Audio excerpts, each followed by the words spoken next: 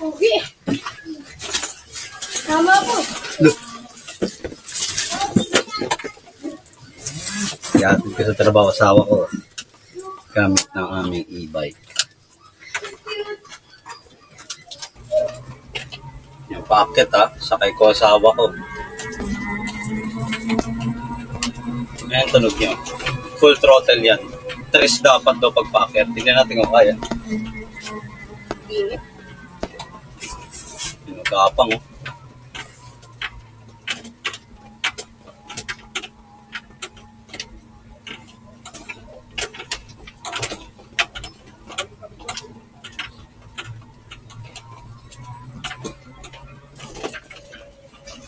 Tulad ka, no? Kaya, ang kulit eh.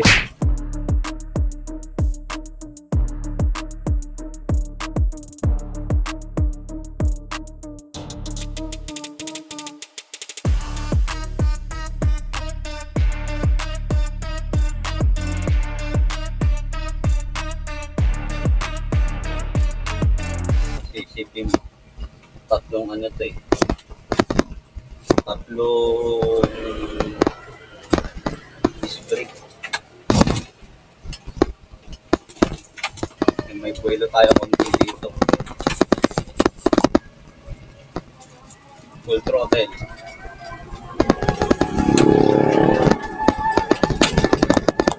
Iyaw siya. Mapapagal na tayo in 3.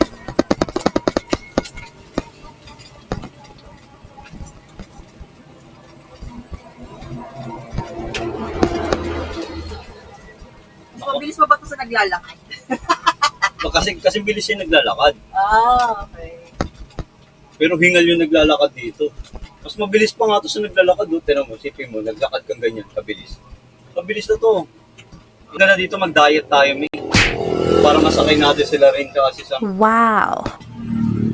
Yun lang, medyo tirik doon. Ito, nararamdaman ko, di na masyado. Mamaya, baka makalimutan mo. Kukunin mo dito camera, yung shield mo. Kasi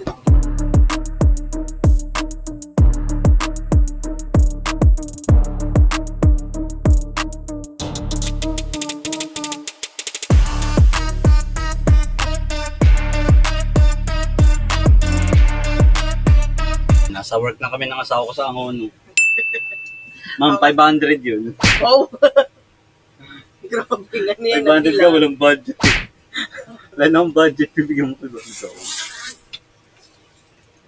Babalik ko sa Uy, tignan mo to. Ano dumaan? Huwag mo nabuksan niya. Hindi ko nga dumaan. Ano ba yun? Uy, wait lang. Ingat. Okay.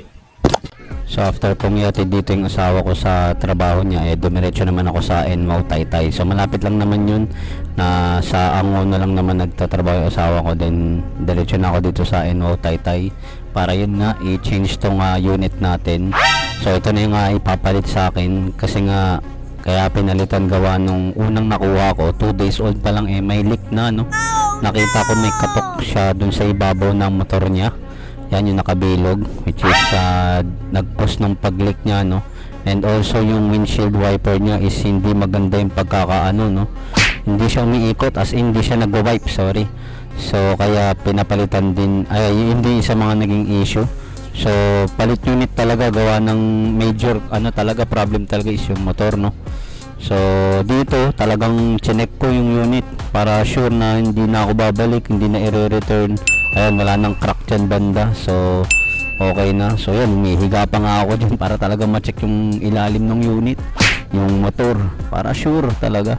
Okay lang naman yun, pag uwi ko maliligo na lang ako, papalit ako, right. Tsaka malinis naman yung store ng Enmao Taytay Dolores branch, no. So shout out sa inyo.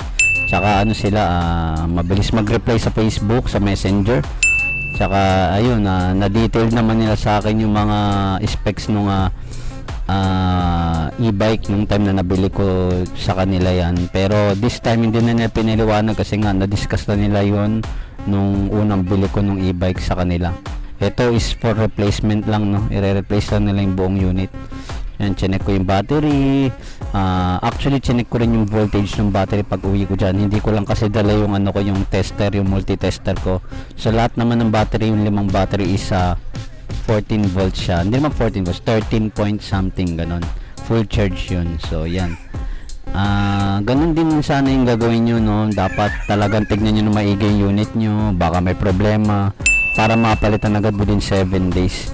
Yung tarapal pala na yan na kinakabit ni kuya is galing na rin dun sa unit na unang nabili ko sa kanila, no, which is nandun sa labas. So yan, naka ano na yun, naka 29 kilometer nung binalik ko sa kanila. So fresh pa, hindi pa masyado laspag, as in 2 days old. Tinesting lang, inuwi lang, tas hinatid, tas yun na. So, yun, okay naman yung pagkakabit ni Sir John, kasi yung pagkakakabit ni Sir John, sorry, bulol pa. Kasi tinornilyo na doon mismo sa may no? Yung una kasi inipit lang doon sa fairings, dapat nakatornilyo. So, tinulungan ko na rin siya dyan, no, para mapabilis. Baka dumami yung customer nila mamaya. Early bird kasi ako nyan, parang mga 9 AM nandyan na ako. So, yun. Sa shoutout din kay Sir, no, sa talagang pag-ayos din ng aking e-bike. Dito pinicturean ko rin yung bubong para talagang sigurado na good condition, at mapakita ko rin sa asawa ko na good condition na yung unit na makukuha namin. At dyan yung wiper, chinek ko na rin yan, okay na rin yung wiper. Then test drive ko na rin yan, okay naman. Abante atras, lahat ng signal light, busina, alright.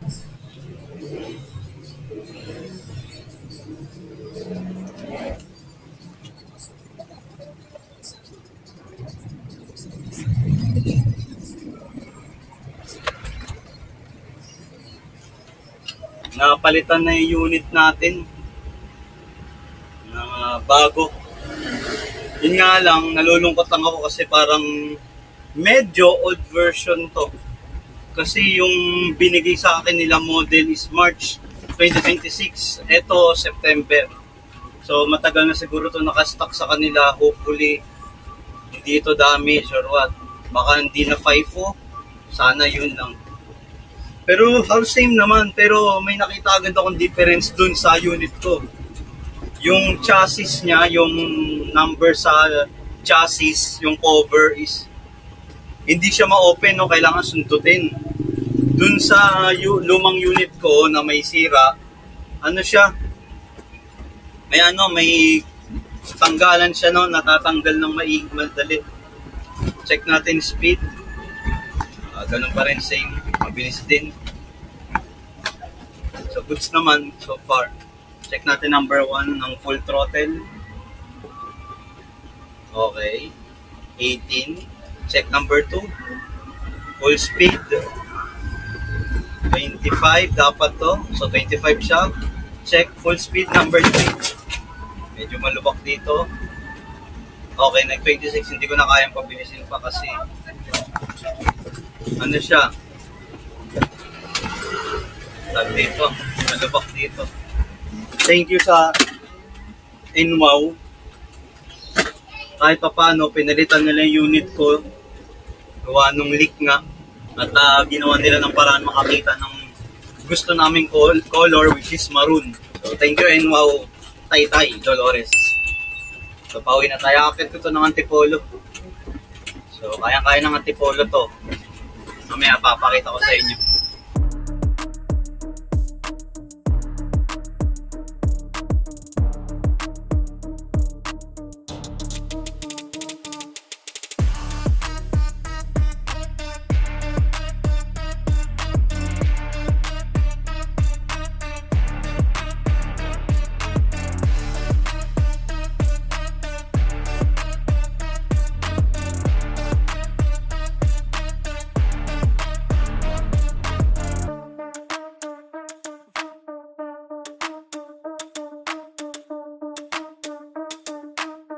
Bago pala ako umuwi nito, nag-grocery muna ako sa Pure Gold.